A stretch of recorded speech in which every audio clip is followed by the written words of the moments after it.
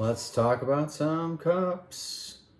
This is the Kruve EQ Cup, which is like a cross between a wine cup and something with fins in it, so you can stir your drink without having to put a spoon in it. Previously, I've looked at stirring versus swirling, and stirring is slightly better, but still,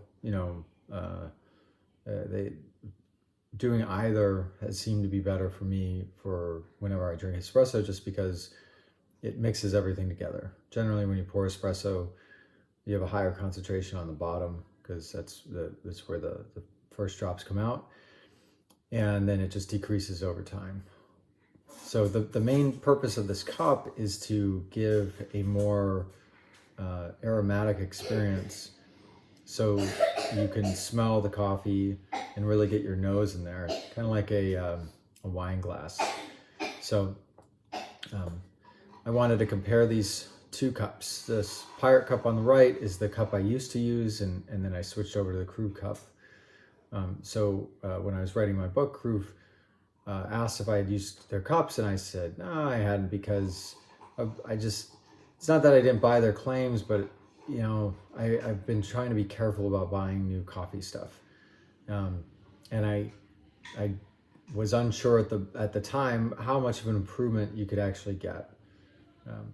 So when evaluating this, I used my standard metric score sheet for taste, and these are the metrics, and then I have like an average that I use for the final score.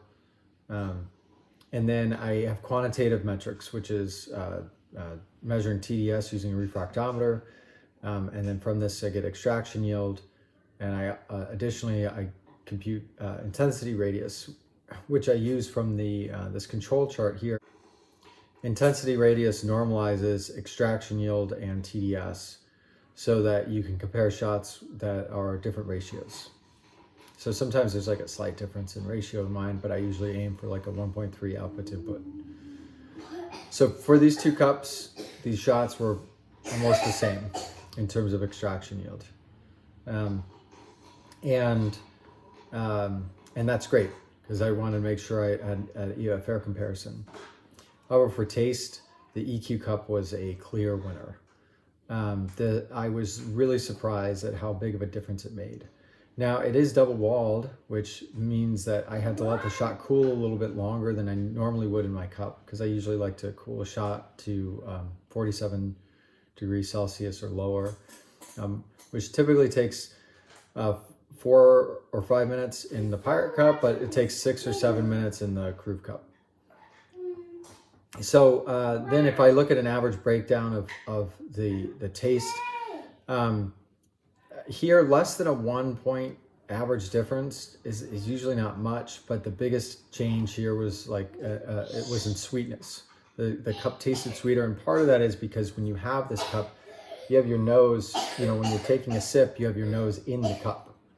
So you can look at the individual scores comparisons, and you can see for the richness score and the sweetness score, they're higher for the EQ cup than the Pirate cup. And then for sour and bitter, they're about the same. So this is where it's having an effect. And it makes sense from the sensory position of sweetness comes from the nose. So Samo suggested if you want to test this, you could just plug your nose next time you drink espresso, and then ask yourself, does it taste sweet? So in terms of general statistics, I computed averages and differences and ran t-test. Now for the TDS, extraction yield, IR, they're all not statistically significant, which is not a surprise.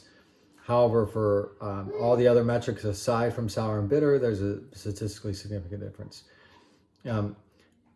So that is for me, and I know taste is subjective, but you can test this out. You can test this out without buying the cups too. You can use a larger cup.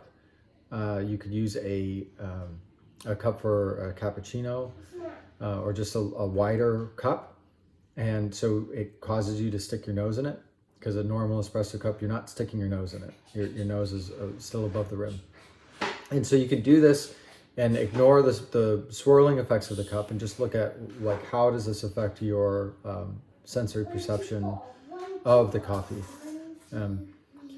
And then if you like that, then you could easily, go out and get a set of Kruve cups or another set of cups that have a similar experience. It's the same reason why people in the wine industry use like larger glasses, so you can really swirl it around and get the aromatic sensory experience.